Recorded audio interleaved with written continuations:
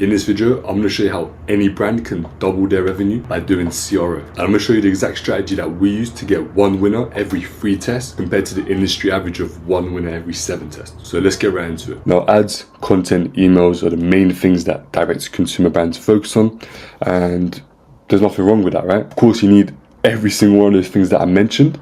But the thing is, before you even get onto that, if you just focused on this one thing, right, it would make all those other things a lot more effective. It would make your ads, content, emails, anything you have to bring traffic onto your store will be a lot more effective if you focused on CRO, which stands for conversion rate optimization. And it's something that I always go on about, and it's for a reason, right? It's because it is super important. Now, if you're asking why, as I mentioned, improving your conversion rate will make every other thing, ads, your content, right, your organic content, your emails, so anything that brings traffic will be a lot more effective, right? If your conversion rate goes up by, for example, 50%, well, give or take, everything else, your ads, content, emails, everything will be performing 50% better, right? But with this being said, right, with there being something that's just one thing that you can change and make better, and it makes your entire business better, with that being the case, 99% of e-commerce brands don't even give attention to it, or they don't even know that you could do that, right? They don't know that you could improve your conversion rate through CRO, or if they do know, they don't know how to go about it. Now, our strategy that we have when it comes to conversion rate optimization, it leads to us getting one win in every 3 tests compared to the industry average, which is 1 out of every 7 tests, right? So with that being said, in this video, I'm going to go over exactly how we do CRO, so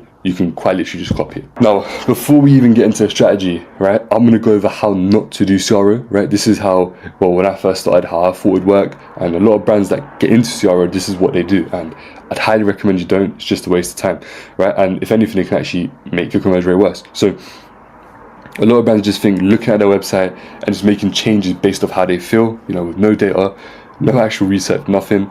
Well, of course, this isn't going to work. Like with many other stuff, right? Whether running ads.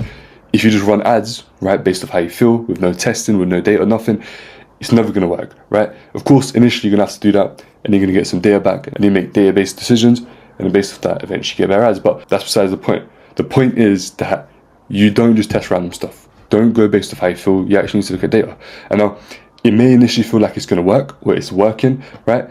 But in reality, here's how doing random changes is going to end up for you, right, in the long term. So this is what usually happens. You make one good change, maybe you make 2 good changes, right? And you're like, wow, my conversion rate's gone up.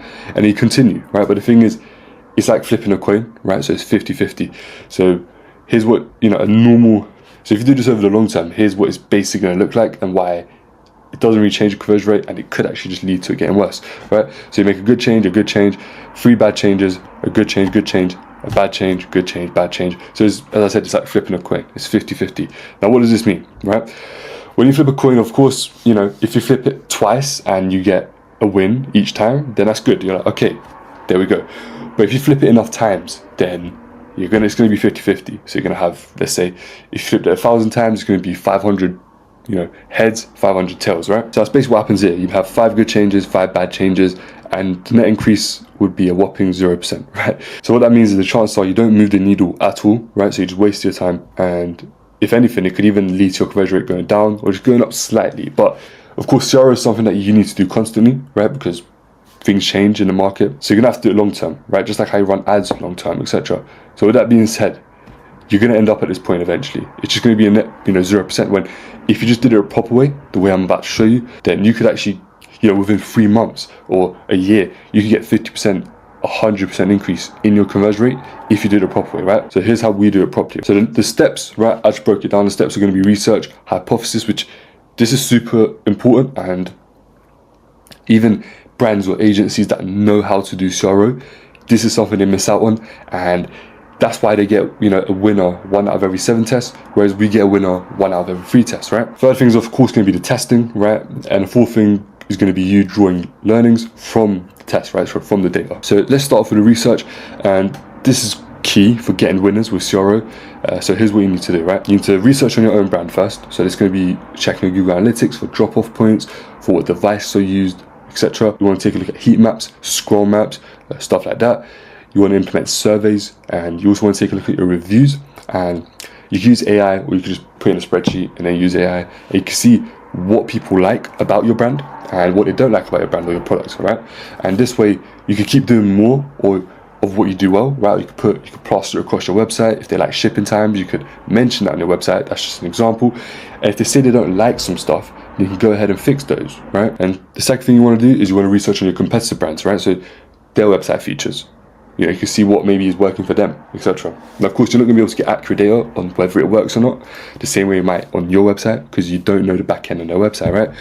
But you can look for common things within your competitors that they all do, and that might be a good test idea.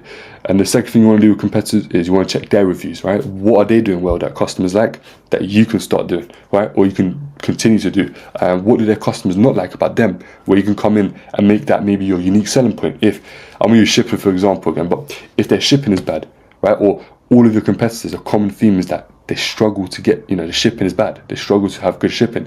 Now what you can do, your unique selling point, right? If that's your competitors, if that's your market, your unique selling point can be that you have next day shipping available, right?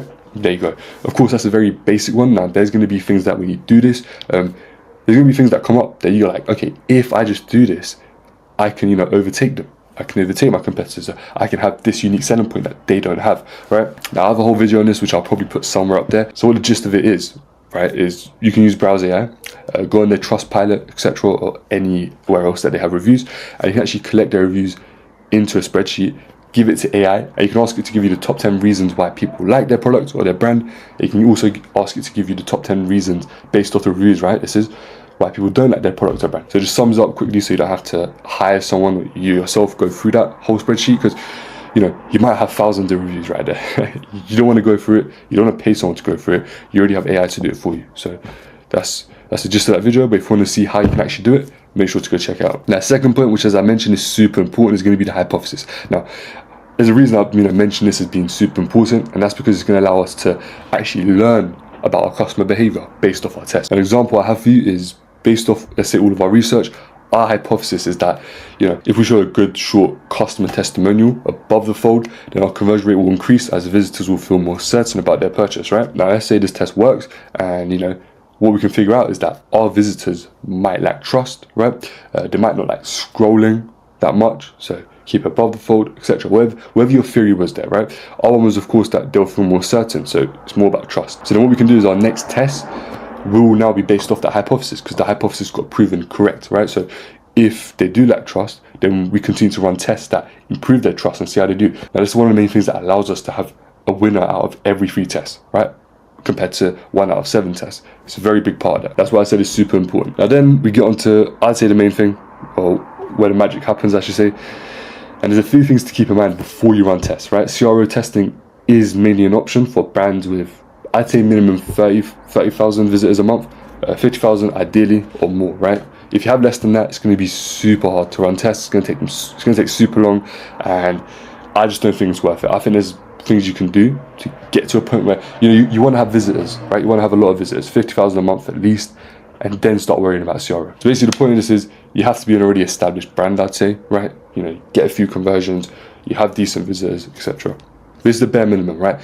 We ideally would have a client that has 100,000 visitors a month or even more. Of course, the more the better, right? If you have a ton of visitors, theoretically you can run 5-day tests, right? You're not going to be able to do that with 10,000 visitors, right? It's probably going to take more like a month or 2, and at that point it's just things can change in a month or 2 to where if you run that test again, right? For example, we've had tests where you run, now let's say we run it in 6 months and it's a completely different result, right? Which is why I said CRO is like a lifelong thing, like ads. You're not just going to do it and just leave it, right? And the second thing you want to keep in mind is that you don't have an actual result until your test reaches statistical significance, and that's if it ever does, right? There's points where it doesn't, which has happened as well, and that's why you just got to know when to cut your losses and be like, okay, this is just not going anywhere. The change that you've done or the test you're running just might not make a difference, which is possible, right?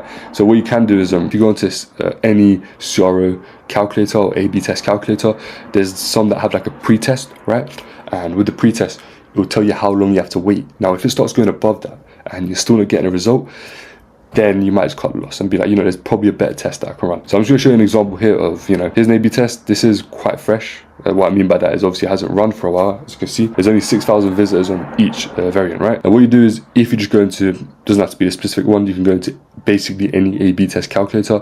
You put your data in, so 6,500 visitors, 185 conversions, blah blah blah.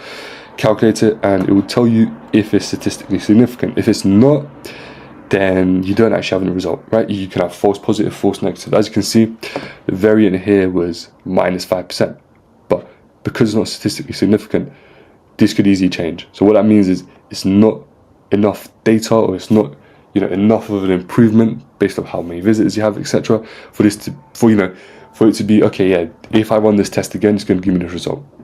So it's not really a result. So you have to keep that in mind. A lot of people, even if they get to a point where they're running tests, they're basically doing everything correct. But if it doesn't reach statistical significance, and, you know, based off this, they're like, okay, the website that I have currently is clearly better, as this is, you know, a negative, right? It's a negative 5.87% conversion rate. And they do that, and they make changes based off results that don't even exist. So they're probably going to mess up the conversion rate even more, right? So you have to actually have your results reach statistical significance, and that's if it ever does. As I mentioned, it might never reach statistical significance, and then, as I said, you just have to cut your losses. But that's the gist of it. This is something that you also have to get right.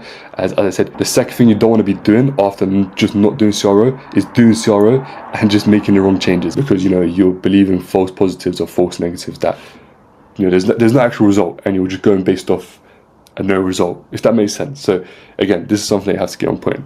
If you use any free calculator online, it doesn't matter. Now, the final thing you want to do, right, this kind of goes back to the hypothesis, and it's after you get the data from the test, you know, you get a winner, you want to ask, what can we learn from this test? And it's basically links into, you know, what does it say about a customer's behavior? As I mentioned, if you do things, right, if your hypothesis was to increase their trust by putting reviews above the fold, this tells you that they do lack trust, right? This might be a big issue. Now, based off that, you think, what other tests can I now think of now that we know this? So now that you know that they lack trust, and you've run a test that was, you know, it blew out of the park, right? You got a really good result, so they must really lack trust. What test can we now do? So you can maybe add payment badges below the add to cart button. You can maybe put reviews in the cart, right? You could, etc. So this can keep going on, right? That way, the next test you run after this test, they have a high chance of being winners, right? Instead of you just wasting your time, right, having a winner out of every 7 tests, which is, as I said, I'm keep drilling this in, that's the industry average, which you have to run 7 tests. For some brands, that might mean 2-3 months for them to get 1 winner, right? It's not really ideal. So instead, do it properly, do your research, have your hypothesis, test based off the hypothesis, and draw learnings based off the data that you get from the test. Now, we are currently in the Black Friday and Cyber Monday period, which is why I made the ultimate Black Friday Cyber Monday playbook, which you can check out right over there. But that's it for this video, and I'll catch you guys next time.